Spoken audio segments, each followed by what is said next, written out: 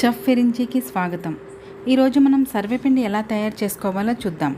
ముందుగా దానికి కావలసిన ఇంగ్రీడియంట్స్: బియ్యం పిండి 3 కప్పులు, పల్లీలు 1 కప్పు, నువ్వులు 2 టేబుల్ స్పూన్లు, పచ్చిశనగపప్పు 1/2 కప్పు, ఉప్పు తగినంత, పచ్చిమిర్చి 5, ఉల్లిపాయ మీడియం సైజ్ 1, కరివేపాకు 2 రెమ్మలు, కొత్తిమీర 2 రెమ్మలు, ఆయిల్ 1 కప్పు, వెల్లుల్లి రేఖలు 10.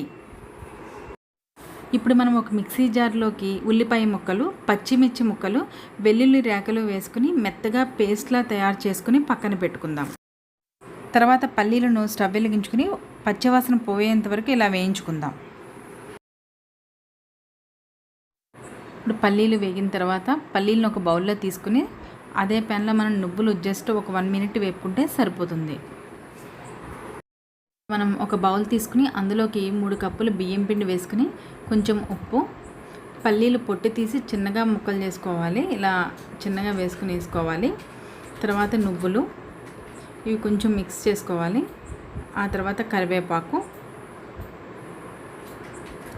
కూడా ఇలా చిన్న ముక్కలు చేసేసుకోవాలి.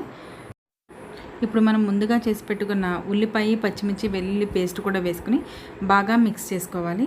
ఆ తర్వాత కొంచెంగా వాటర్ పోసుకుంటూ ఇలా కలుపుకోవాలి.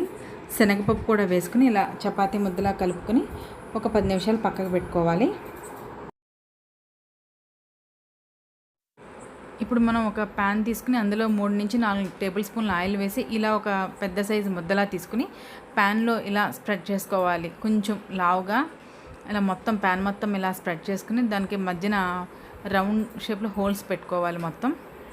ఇలా మొత్తం హోల్స్ పెట్టిన తర్వాత ఆ హోల్స్లో కొంచెం ఆయిల్ పోసుకుని జస్ట్ 1 డ్రాప్ పోసుకుంటే సరిపోతుంది. తర్వాత స్టవ్ వెలిగించి స్టవ్ పైన పెట్టుకుని ఒక 5 నిమిషాల తర్వాత మూత పెట్టుకోవాలి. ఎందుకంటే ముందే మూత పెట్టేస్తే అది మెత్తగా అయిపోతుంది.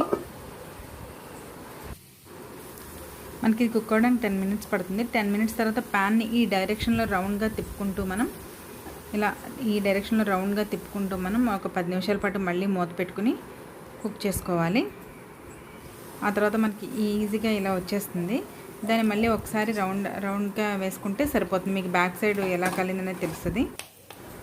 ఇది ఈవినింగ్ స్నాక్కి చాలా బాగుంటుందండి. ఇంట్లో అందరికీ బాగా నచ్చుతుంది.